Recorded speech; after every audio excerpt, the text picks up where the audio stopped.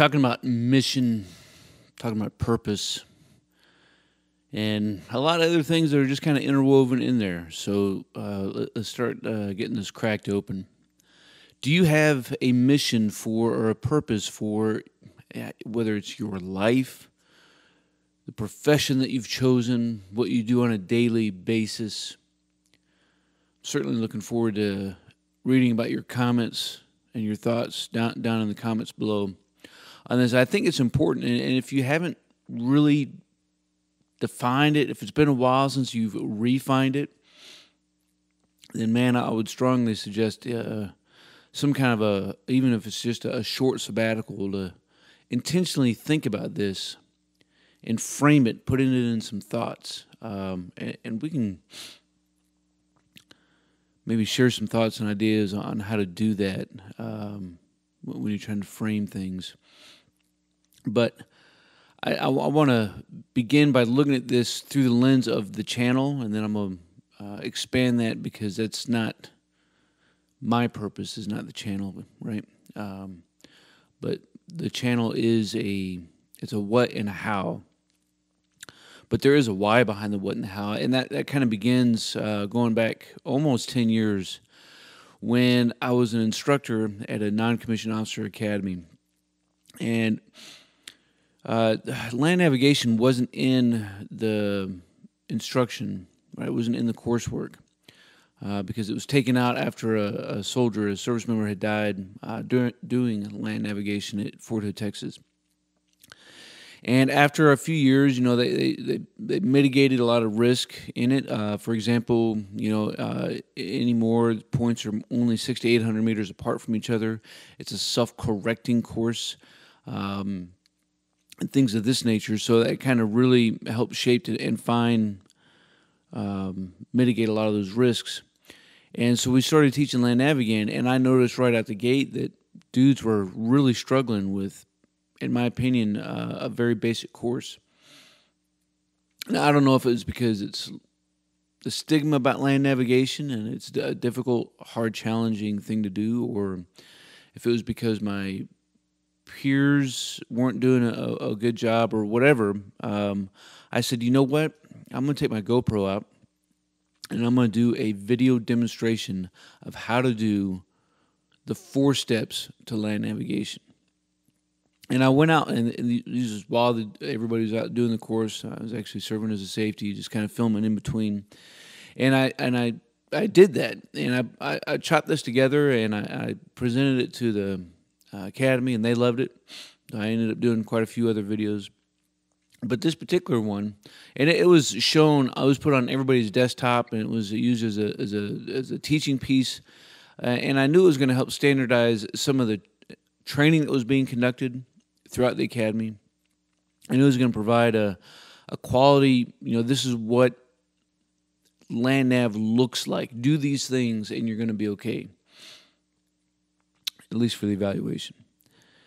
And we did. We saw a dynamic increase in goes and first-time goes, and a lot of positive response from thousands of students while I was there, thousands of students. I thought, hey, I'm going to put this on the channel. Of course, I have a channel, and I'm just going to kind of throw it out there. And I kind of forgot about it after that for years. So it was probably uploaded back in 2011, maybe. Certainly no later than 2012. And in 2019, I kind of got back on the channel. Had kind of been off of it as far as being logged in or looking at my stuff. And I was like, holy smokes, man, this thing has, a couple 100,000 views. Like, it's obviously something that people are interested in, something that I'm interested in. And I love creating content and talking story and doing all of these things. I was like, you know what, let me get this, start doing this a little bit more, and we'll see if how this works. And so that kind of generated some purpose to the channel, and that is the purpose. It's I love sharing my craft. All right, does that make sense? And I say that to ask you for some assistance here. because I believe that because I don't just share my field craft, I do share my thoughts, values, my beliefs, the things that I believe that are sound and quality virtues that we should be living on a day-to-day basis. I don't think anything I've ever said on the channel has been on edgy, right? I don't think I've said anything edgy. I don't think I've said anything that would come across as being crazy.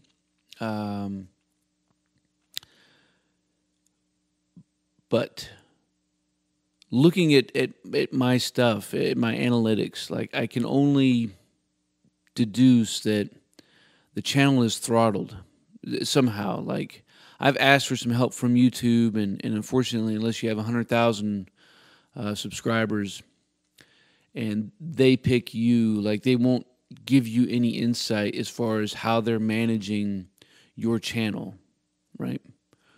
All the widgets, all the knobs that are being turned in the algorithm and by YouTube, the corporation, no insight. I could literally do the exact same thing as somebody else and would have two different results. It's very fascinating. But with 20,000 subscribers, I don't have 100,000, but I do have 20,000. And sometimes I'm lucky to get 200 views. And those aren't all subscribers. Over 50% of that is going to be outside folks. Whether it's notifications not being sent, whether it's people just subscribing to the channel and kind of bookmarking it or whatever the case is, I don't know. But the impressions aren't going out. And if you don't have impressions, then you don't have views. Now, I say that to say that I would appreciate any kind of assistance from y'all, right? Whether it's a like, whether it's a comment, even a comment of just stoked it's a response. Even a thumbs down. Like, and I don't mind thumbs down to videos. I would appreciate if I had some constructive feedback to improve what I'm doing. But a thumbs up, a thumbs down, a comment, a share, all of these engagements are absolutely huge. Watching another video, right? Watching one video and immediately watching another video and giving that one some kind of engagement, some kind of feedback. These things are absolutely critical. To grow a channel. And I believe that the channel is going to grow because I think that there is something, whether it's in the field craft or whether it's in the tactical virtue, that resonates. I see it in our dialogue in the comments, right? The quality feedback that we have and the outstanding conversations that happen. And I can't help but believe that there are others who will one day join into that conversation and be thankful for it. And I'll be thankful for it. But as we're going, right, and we're growing, like I'm not looking for tons of money from YouTube. I'm not looking for exponential growth. Like I wouldn't turn those things away, but at the same time, like I'm okay with 200 views after a video that I worked my butt off to make. Does that make sense? Like, because the why I'm doing this is not for some other crazy return, right? It's because I love sharing my craft. I love sharing my thoughts. I love practicing new things with you all here and demonstrating and finding some new way to help make some things that I believe that I'm good at a little bit easier for somebody new to the experience, for them to be able to do it with more efficiency and more confidence. Does that make sense?